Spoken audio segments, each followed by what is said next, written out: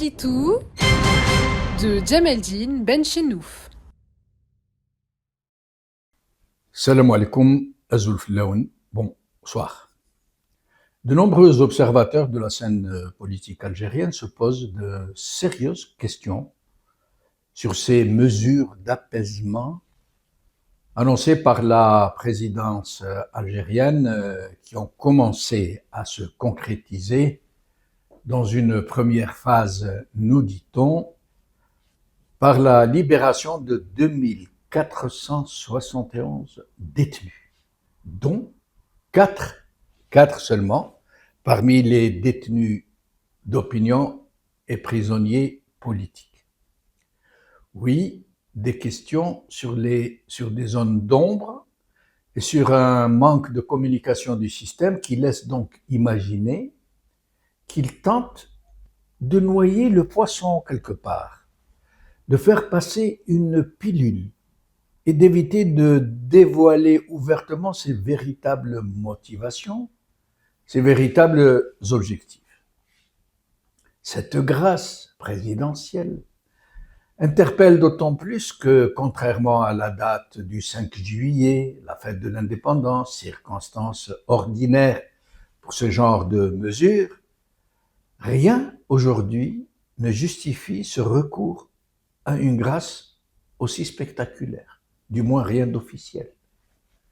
Rappelons en effet que le 5 juillet passé a été l'occasion d'une grâce présidentielle massive,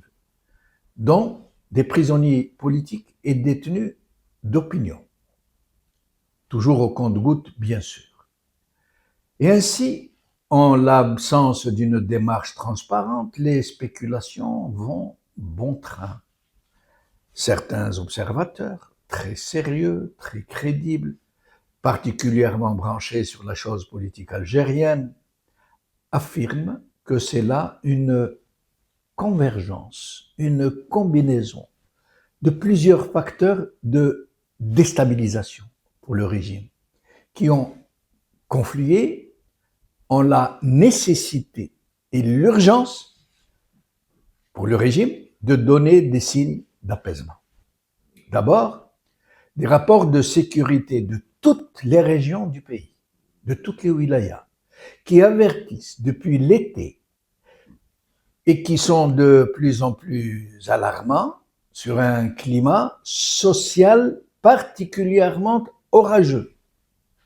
qui pourrait dégénérer et faire repartir le Hirak à un niveau national, voire même une contestation beaucoup moins pacifique et qui pourrait déboucher sur des manifestations violentes.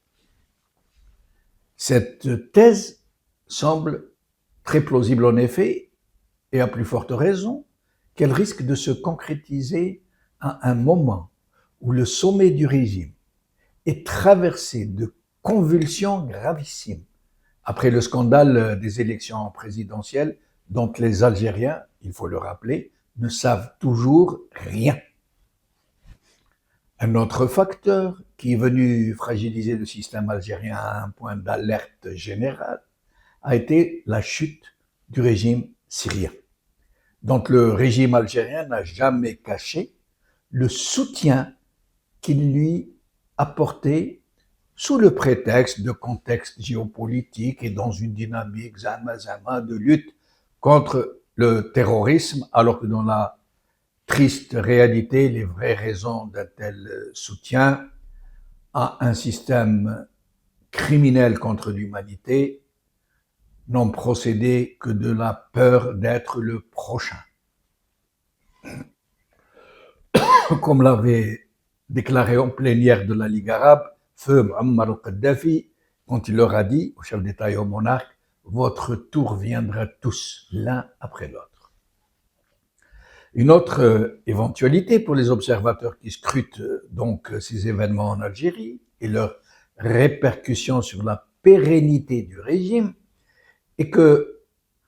l'affaire Sansal a été tout aussitôt perçue par le régime lui-même comme une immense erreur,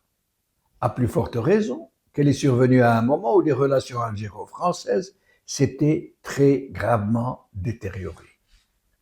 L'ordre de procéder à l'arrestation de Sansal aurait été donné de façon très impulsive par Tebboune lui-même, qui aurait peut-être, nous dit-on, qui aurait peut-être été piégé par son entourage pour le pousser à la faute, pour commettre un tel impair. Les pressions pour la libération de ce franco-algérien, à un moment aussi sensible de la rue algérienne et du contexte international, pourraient coûter très cher à la Tebbouni, qui ne demanderait pas mieux dès lors que l'élargir, sauf que procéder à sa libération purement et simplement aurait coûté trop cher à l'image laborieusement préfabriquée de Tebboune. Il n'est donc pas impossible dans cette ténébreuse affaire de grâce éclair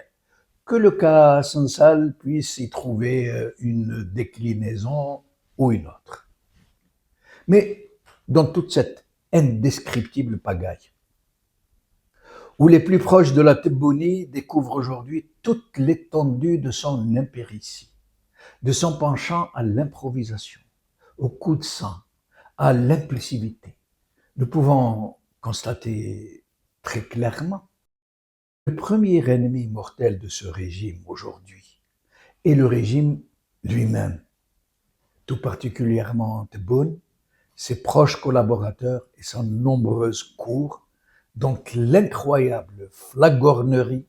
n'en finit pas de le pousser à la mégalomanie et à la faute politique. Aujourd'hui, dans cette atmosphère politique à couper au couteau, plus personne de moyennement perspicace ne peut écarter l'imminence de changements en profondeur, sauf que personne ne peut prévoir comment ça va se passer. Rabbi jib al-khair, wa bqa ala khair.